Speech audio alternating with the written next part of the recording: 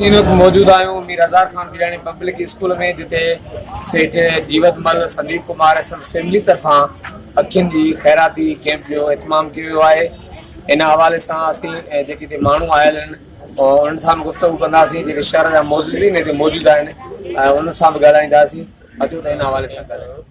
शेवा जो कमु आहे, हर को कंदो जेको पवंदो सुठी ॻाल्हि आहे। उहा शइ ॾींदो, ग़रीब माण्हुनि जी मदद करणु सुठी ॻाल्हि आहे। बहितरीन आहे पंहिंजे शहर जी तमाम बहितरीन कमाए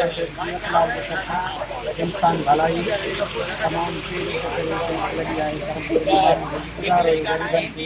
तमाम बेहतरीन कमाए इंशाल्लाह अल्लाह शहर जो मौजूद शख्सियत इंसान दोस्त सेठ जीवतराम हमेशा इंसान ज़ात की खिदमत कई आहे ऐं हमेशा वो हर 6 महीने 12 महीने अखियुनि जी कैंप लॻाईंदो आहे। ऐं इहो बहितर आहे, असांजो इलाइक़ो पसमंदा इलाइक़ो आहे। हिते अखियुनि जी बीमारियूं ऐं ॿियूं मुख़्तलिफ़ बीमारियूं आहिनि। वॾी गुरबत आहे, माण्हू उन दवाउनि ते अप्रोच नथा करे सघनि ऐं सेठ जीवतराम जी या सेठ इलाइक़े जे माण्हुनि जे मथां इहो सम्झो त हिकिड़ो तमामु सुठी भलाई वारो कमु आहे।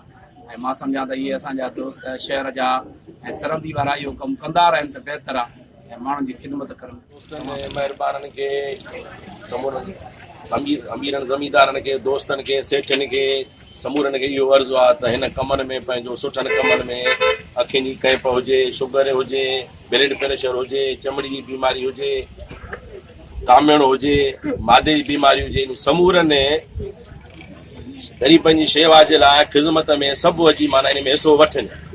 इहा हिकिड़ी बहितर सुठी ॻाल्हि आहे।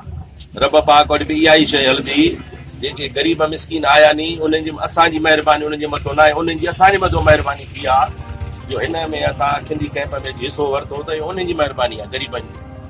इहो हर ख़िदमतगार खे इहो अर्ज़ु आहे सॼे दोस्तनि मौजूदु माण्हुनि खे ॾिनी सुठनि कमनि में माण्हुनि खे हिसो वठनि। माण्हुनि खे ग़रीबनि खे मानी लाइ बि खाइण लाइ पैसा कोन त दवा जो इलाजु किथां कराईंदा। इहो समूरनि दोस्तनि ॿाहिरनि खे समूरनि खे पैसे वारे माण्हुनि खे समूरनि खे इहो असांजो इहो अर्ज़ु आहे इन कमनि में हिसो ख़िदमत में हिसो सभु वठनि, सभ जो हिसो सेठ जीवतलाल फैमिली तरफ़ां मीर हज़ार खान बिरयानी पब्लिक स्कूल में जेकी अखियुनि जी ख़ैराती कैंप लॻाई वई आहे तो उन हवाले सां सेठ जीवतराम मौजूदु आहिनि। उन्हनि जी ॻाल्हियूं आहे त हीउ तमामु बहितरीनु जेका त कमु आहे।